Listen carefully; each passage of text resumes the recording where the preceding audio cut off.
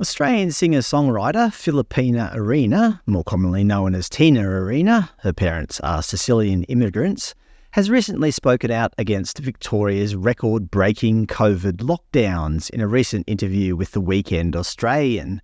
She said, "I didn't hear anybody complaining during lockdown other than me. Why are we locked up? What's your science? What? Why? The fear was so much for me. It was choking me. I was like, I can't cope with all of you being so fear-driven like this and compliant.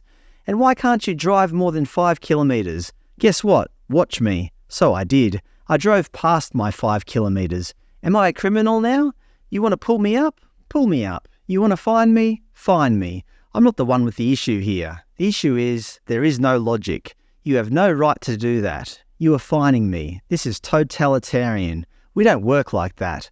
What we try and advocate in the music industry is that your job is to be a f***ing rebel. Actually, your job is to challenge societal perspectives. It doesn't mean you have to be right, but we all stood up and listened when Johnny Rotten wrote God Save the Queen.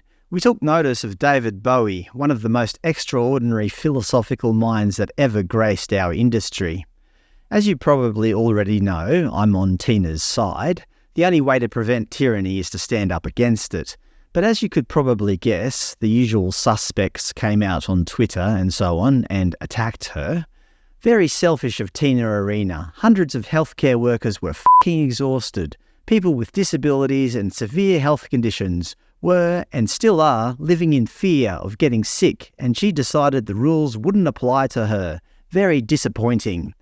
Tina Arena, just another ignorant, selfish, fearful individual who was unwilling to comply with lockdown orders at the height of a deadly pandemic before vaccines were available. Yes, deadly. I have zero sympathy for those people who blatantly ignored the restrictions. And just one more. F***ing knew Tina Arena would be a cooker. Nice to know she can afford the fines. What a You know what I find funny? People went along with these stupid 5 kilometre rules. But is there any evidence whatsoever that it saved a single life from an airborne pathogen? I doubt it. Perhaps the real cookers are people who blindly believe in bogus science, and I'm not using that term lightly. Then Chief Health Officer of Victoria, Brett Sutton, explained his decision on the 5 kilometre rule. As always, all these links are in the description below.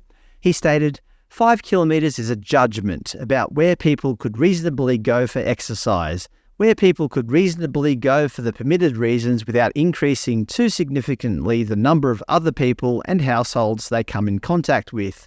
It's just trying to make a judgment about limiting interactions to an extent possible, but allowing people some opportunity to find a park, find a walking trail for the purpose of exercise. So basically, it was just a judgment. It was seemingly not based on any scientific evidence whatsoever. Actually, epidemiologists at the time didn't even agree on the rule. It may have even had the opposite effect, with the rule resulting in the significant concentration of people exercising in the same place at peak times, making it very difficult to effectively socially distance. Since then, it's come out that these rules were barely based on science at all. It turns out that Premier Daniel Andrews ordered secret surveys to be carried out to gauge public support for things like vaccine passports and 5 kilometre travel rules.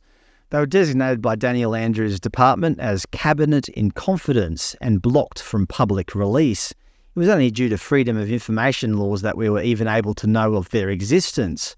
As I said, this wasn't science, well, at least not medical science, perhaps political science. This was a popularity contest. If the surveys showed that the people would obey, then the Andrews government implemented the rule. So what do you think? Was Tina Arena right in standing up against these stupid rules? I think the answer is obvious.